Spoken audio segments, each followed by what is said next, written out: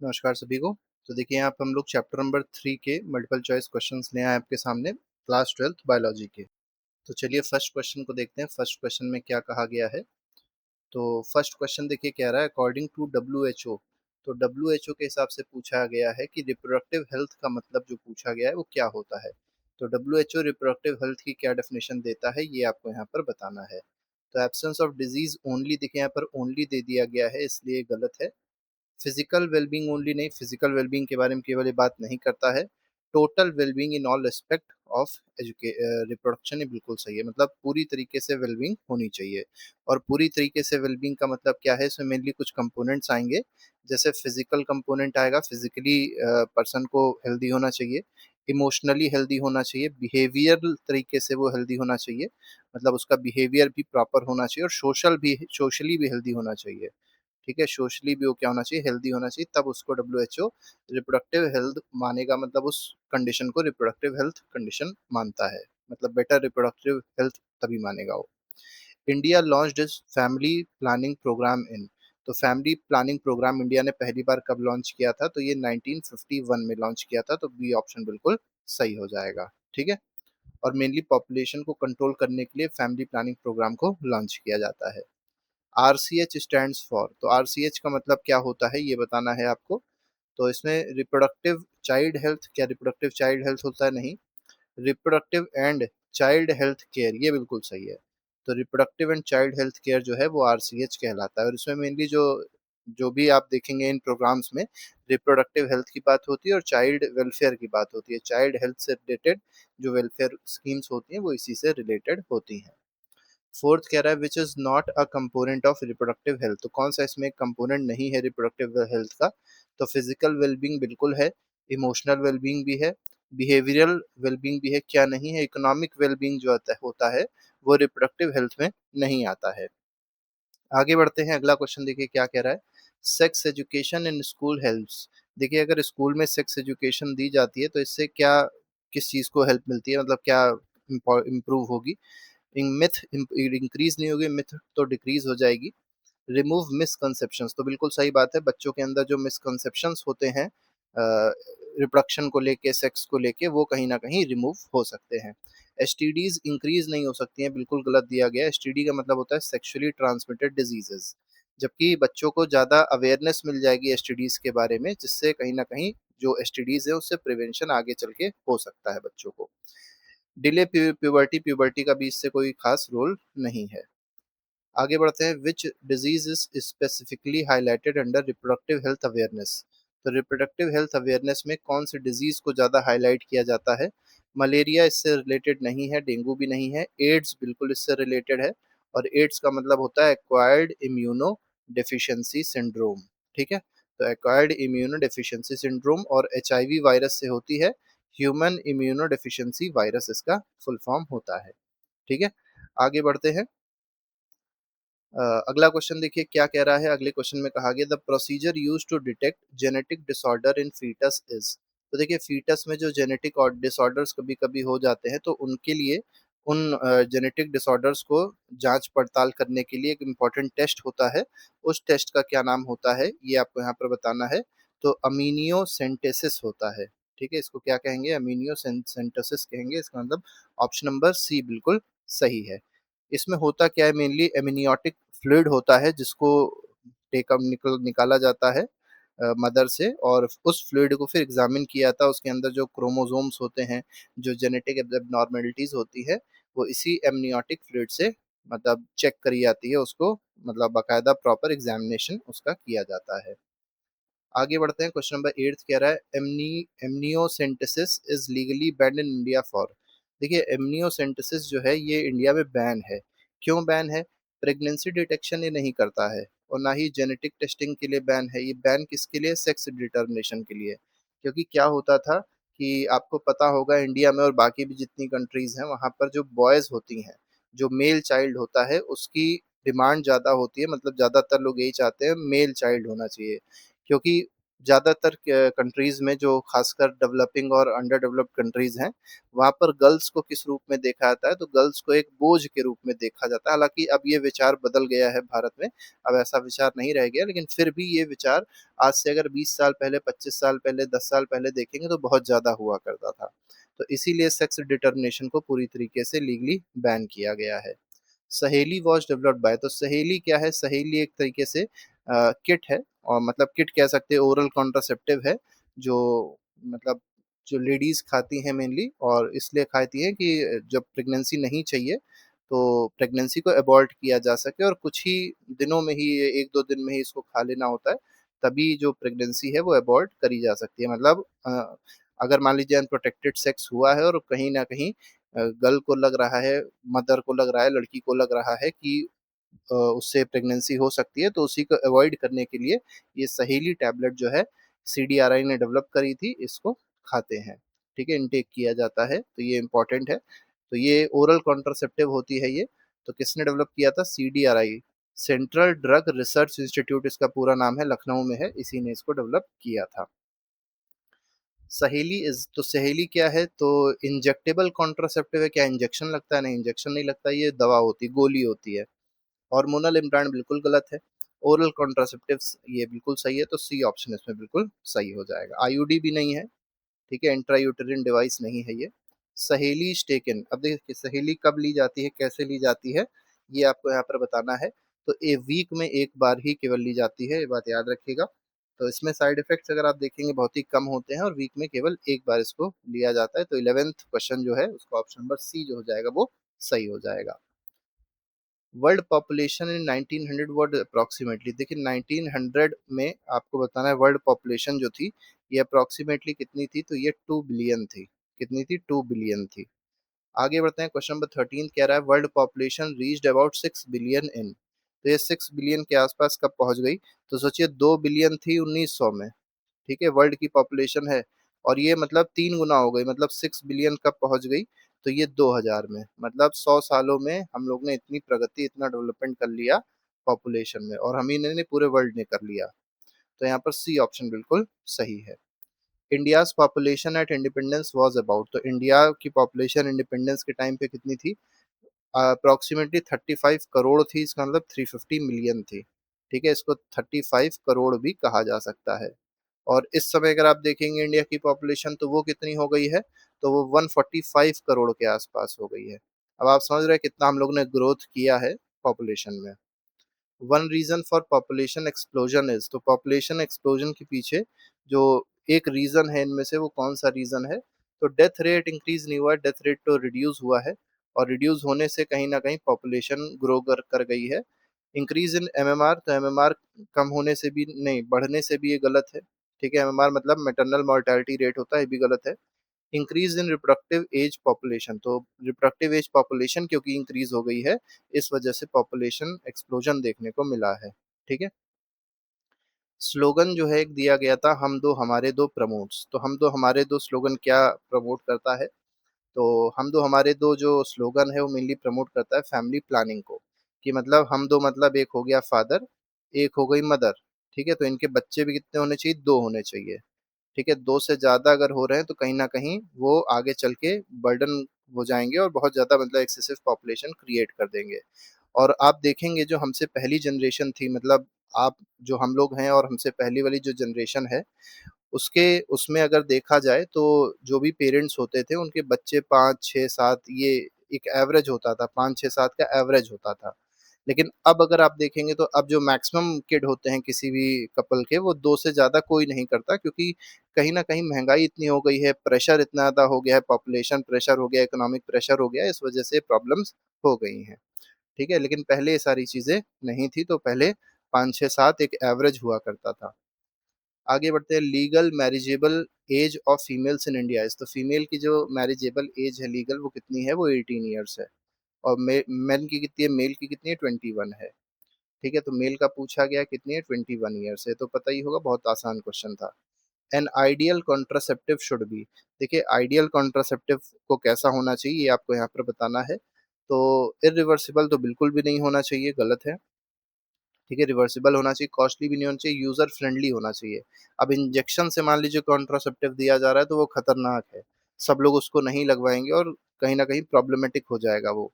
और अगर दवा है, गोली है, उसको आसानी से कोई भी पर्सन खा सकता है, उसके कोई साइड इफ़ेक्ट्स नहीं होने चाहिए, ठीक है, सेफ होना चाहिए, ईज़ी टू यूज़ होना चाहिए, ये कुछ प्रॉपर्टीज़ होती हैं एक आइडियल कॉन्ट्रासेप्टिव के। 20th क्वेश्चन कह रहा है which is a natural contraceptive method. तो बताना है कि इसमें से नेचुरल कॉन्ट्रासेप्टिव मेथड कौन-सा है? तो कॉन्डोम जो है ये नेचुरल नहीं है, सीयूटी कॉपर टी भी नहीं है, पीरियोडिक एब्स्टिनेंस ये बिल्कुल सही है, ठीक है? इसमें मेनली क्या होता है कि एक पीरियड के बाद एक टाइम पीरियड पीरियड्स जब आते हैं उसके बाद आप देखेंगे तो 6-7 दिन का जो गैप होता है, उसमें ओवम नहीं डेवलप हो पाता है। और ओवम क्यों डेवलप नहीं हो पाता है और उसमें अगर कोई कपल सेक्स करते हैं तो वहाँ पर प्रेगनेंसी होने के चांसेस बहुत ही कम होते हैं, तो एक नेचुरल तरीका है कॉन्ट्रासेप्टिव का। The fertile period in menstrual cycle is, तो मेंस्ट्रुअल साइकिल में जो फर्टाइल पीरियड होता है वो क्या होता है, तो ये 10 से 17 दिन का होता है, मतलब इस टाइम पीरियड में अगर जो भी मतलब कोई भी कपल्स है इंटीमेट हो रहे हैं तो प्रेगनेंसी होने की ज़्यादा चांसेस रहती है। आगे बढ़ते हैं, withdrawal method is also called, तो विड्रॉल मेथड जो है ये कैसा मेथड है, इसको और क्या कहा जाता है, तो इसको एमिनोहिया ये नहीं कहेंगे, ट्यूबेक्टोमी भी नहीं कहेंगे, कोइटस इंटरप्टस कहते हैं इसको यहाँ पर, तो सी ऑप्शन बिल्कुल सही है। विड्रॉल मेथड एक नेचुरल मेथड है कॉन्ट्रासेप्टिव का, ठीक है, तो ये नेचुरल मेथड है, मतलब जो स्पर्म है वो वेजाइना के अंदर नहीं निकाला जाता है, वो बाहर ही निकाल दिया जाता है, तब उसको क्या कहते हैं, विड्रॉल मेथड कहा जाता है, ठीक है। और ये सारी बातें जो हैं ये सब की सब एनसीईआरटी में लिखी हुई है एज़ इट इज़, जैसे हम आपको बता रहे हैं। तो इसमें बहुत ज़्यादा आपको ये नहीं सोचना है कि ये गलत है या सही है, यही आपको पढ़ेंगे तो आपने वो चीज़ पढ़ी भी होगी। Lactational amenorrhoea is effective up to, तो लैक्टेशनल एमेनोरिया जो है ये कब तक इफेक्टिव होता है, ये आपको यहाँ पर बताना है। तो ये 6 मंथ्स तक अप्रॉक्सिमेटली इफेक्टिव होता है। और इसमें मेनली क्या होता है कि जब प्रेगनेंसी के बाद जब मदर फीड कर रही होती है, मतलब जब दूध पिला रही होती है बच्चे को, तब उसके अंदर जो ओवम का प्रोडक्शन होता है या तो नहीं हो रहा होता है और या तो नॉन इफेक्टिव हो रहा होता है, मतलब उससे फिर स्पर्म अगर मीट करेगा तो ज़ाइगोट का फॉर्मेशन नहीं हो पाएगा। तो वो भी एक तरीके का क्या हो जाता है, कॉन्ट्रासेप्टिव मेथड आप देखने को मिलेगा इसमें, ठीक है। तो ये भी एक इम्पॉर्टेंट मेथड है जो पता होना चाहिए। 6 महीने तक ये होता है, उसके बाद 6 महीने के बाद क्या होता है, अब फीडिंग जो होती है बच्चे की कम हो जाती है, इस वजह से हार्मोनल चेंजेस आने में से वो ओवम को प्रोडक्शन फिर से तेजी से होने लग जाता है। Popular brand of male condom in India is, तो मेल कॉन्डोम का अगर देखा जाए तो सबसे ज़्यादा पॉपुलर क्या है, तो वो है निरोध, ठीक है। अब कई लोग दूसरा लिख के चले आएंगे लेकिन निरोध is the correct answer. Condoms protect against, तो किस चीज़ के अगेंस्ट ये प्रोटेक्ट करते हैं ये बताना है आपको। प्रेगनेंसी ओनली बिल्कुल गलत है, केवल ओनली दे दिया गया तो ये गलत है। प्रेगनेंसी को भी प्रोटेक्ट करते हैं और एसटीआईज मतलब सेक्सुअली ट्रांसमिटेड इन्फेक्शंस को भी ये प्रोटेक्ट प्रिवेंट करते हैं, तो डी ऑप्शन बिल्कुल सही है। Which is not a barrier method, तो इसमें से बैरियर मेथड कौन सा नहीं है, ठीक है।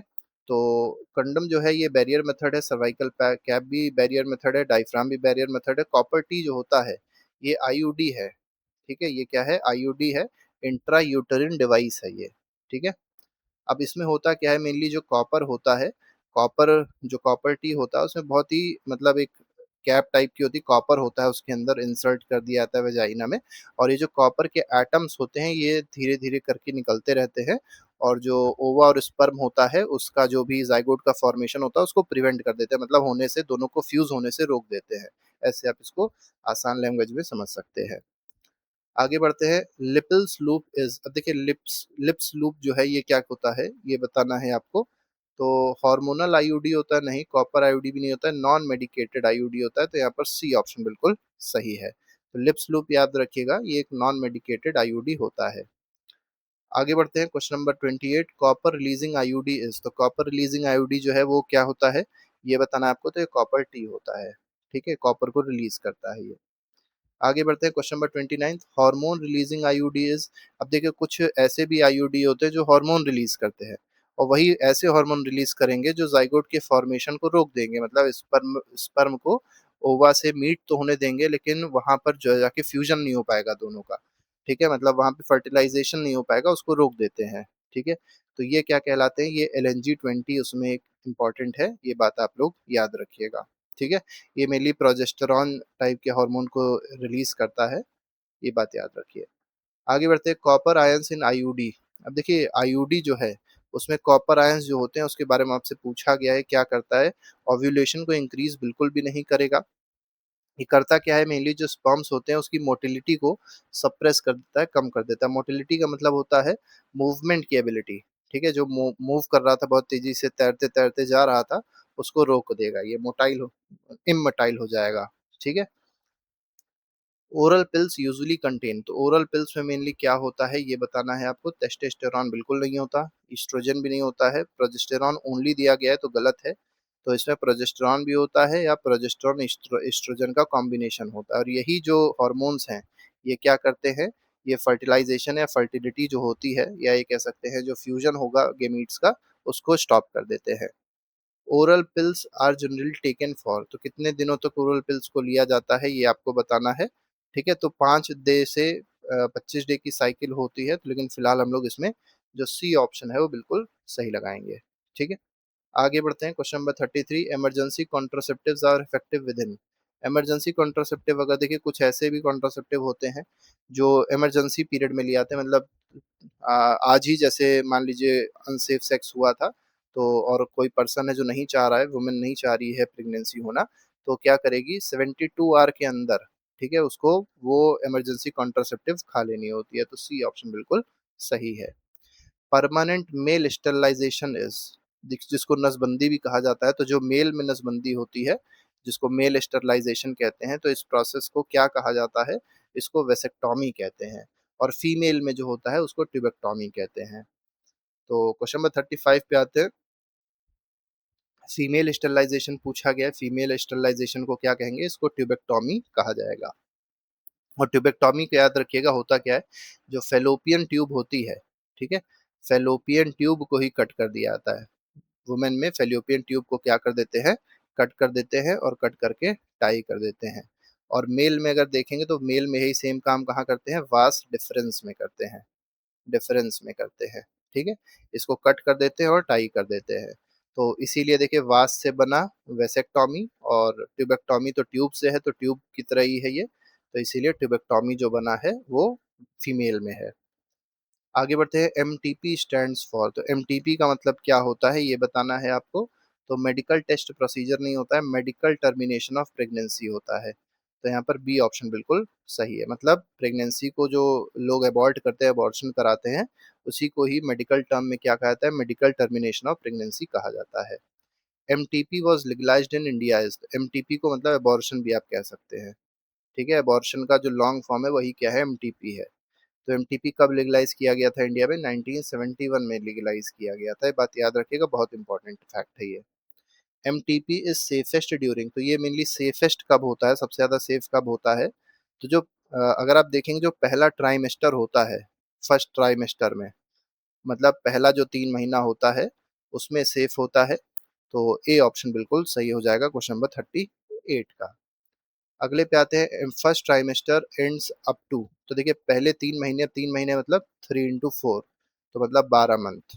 तो पहला ट्राइमेस्टर जो होता है वो कितने दिन चलता है, कितने महीने चलता है, तो 3 4 12, 12 मंथ नहीं, 12 वीक होगा, यहाँ मंथ लिख दिया हमने, 12 वीक होगा, तो 12 वीक तक चलता है, ठीक है। तो 9 महीने की तो पूरी प्रेगनेंसी होती है, तो 12 मंथ कैसे हो सकता है। इसको 3 ट्राइमेस्टर में डिवाइड किया जाता है, तो first trimester, second trimester, third trimester, ठीक है। फर्स्ट ट्राइमेस्टर में अगर अबॉर्शन कराया जा रहा है तो ये सेफ होता है, यहाँ पे और यहाँ पे अबॉर्शन कराना सेफ नहीं होता है। थर्ड में तो बिल्कुल भी नहीं किया जाता है, बिल्कुल भी सेफ नहीं होता है। सेकंड में कुछ स्ट्रिक्ट सुपरविजन्स होते हैं जिसमें कराया जा सकता है, कुछ ऐसी अनहोनी हो सकती है तभी कराया जाता है, वरना नहीं कराया जा सकता है। 40th क्वेश्चन कहा गया एस टी आई और ऑल्सो कॉल्ड, तो एस टी आई जो है मतलब सेक्सुअली ट्रांसमिटेड इन्फेक्शन जो है, इनको और क्या कहा जाता है ये यहाँ पर आपको बताना है। तो पहला ऑप्शन दिया है वीडी और आरटीआई, यही बिल्कुल सही है, ठीक है। वीडी और आर्ट आर्ट आरटीआई, अब ये आरटीआई मतलब राइट टू इन्फॉर्मेशन मत समझ जाइएगा, ये रिप्रोडक्टिव ट्रैक्ट इन्फेक्शन है। आरटीआई का मतलब क्या होता है, रिप्रोडक्टिव ट्रैक्ट इन्फेक्शन, ठीक है, ये आपका आरटीआई हो गया, इन्फेक्शन। और वीडी का मतलब अगर आप देखेंगे तो वेनेरल, वेने वेनेरियल, आर ई एल होता है, R E L, venereal disease, ठीक है, तो ये बात याद रखिएगा। आगे बढ़ते हैं, which is not an STI, तो सेक्सुअली ट्रांसमिटेड इन्फेक्शन इनमें से कौन सा नहीं है? तो सिफिलीज है, गोनोरिया भी है, क्लैमिडियासिस भी है, कौन नहीं है? तो मलेरिया नहीं है, बात याद रखिए। अगले क्वेश्चन पे आते हैं, the most dangerous STI discussed in NCERTs, मतलब अगर पूरी किताब में अगर आप देखेंगे तो सबसे खतरनाक एसटीआई जो दिया गया है वो किसको बताया गया है? तो ये एचआईवी इन्फेक्शन को बताया गया, इसका कोई क्योर नहीं है। एचआईवी कैन स्प्रेड थ्रू, तो एचआईवी कैसे स्प्रेड कर सकता है ये आपको यहाँ पर बताना है। तो ब्लड ट्रांसफ्यूजन से बिल्कुल स्प्रेड कर सकता है, शेयर्ड नीडल से भी स्प्रेड कर सकता है, मदर टू फीटस भी स्प्रेड कर सकता है, तो इसमें all of these is the correct answer. Which STI is not completely curable, तो कौन सा ऐसा एसटीआई है जो पूरी तरीके से क्योरेबल नहीं है, जिसको क्योर नहीं किया जा सकता? तो एचआईवी है। ठीक है, अब इसका फुल फॉर्म क्या होता है भी लिख देते हैं, ह्यूमन इम्यूनो डेफिशिएंसी वायरस। ठीक है, इम्यूनो डेफिशिएंसी है, इसका मतलब इम्यून सिस्टम को पूरी तरीके से तबाह कर देगा, इम्यूनिटी बिल्कुल जीरो हो जाएगी पर्सन की। कॉम्प्लिकेशन ऑफ अनट्रीटेड एसटीआई, देखिए अनट्रीटेड एसटीआई का अगर कॉम्प्लिकेशन पूछा जाए तो पीआईडी बिल्कुल हो सकता है, इनफर्टिलिटी भी हो सकती है, एक्टोपिक प्रेगनेंसी भी हो सकती है, तो यहाँ पर डी ऑप्शन बिल्कुल सही है। Highest incidence of STIs occur in the age group, तो सबसे ज़्यादा जो सेक्सुअली ट्रांसमिटेड इन्फेक्शंस होते हैं ये किस एज ग्रुप में होते हैं? 15 से 24 साल की एज ग्रुप में होते हैं लोगों को। ठीक है, तो ये बहुत इंपॉर्टेंट एज ग्रुप है, इसीलिए सबसे ज़्यादा मतलब कहा जाता है कि स्कूल में कम से कम 11th-12th क्लास में सेक्स एजुकेशन देना बहुत ज़्यादा जरूरी होता है। आगे बढ़ते हैं, इनफर्टिलिटी मीन्स, इनफर्टिलिटी का मतलब क्या होता है?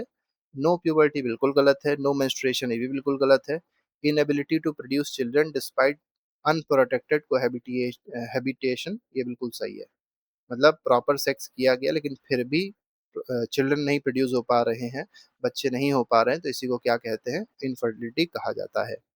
आईवीएफ स्टैंड्स फॉर, तो आईवीएफ का मतलब क्या होता है? तो इन विट्रो फर्टिलाइजेशन इसका मतलब होता है, इन वीवो नहीं होगा, इन विट्रो होता है, तो यहाँ पर बी ऑप्शन बिल्कुल सही है। इन विट्रो का मतलब ये है कि फर्टिलाइजेशन जो होता है वो बॉडी के बाहर होता है। अब फर्टिलाइजेशन का मतलब क्या होता है? फ्यूजन होता है मेल और फीमेल गैमीट का, तो बॉडी के आउटसाइड होगा क्या? फर्टिलाइजेशन।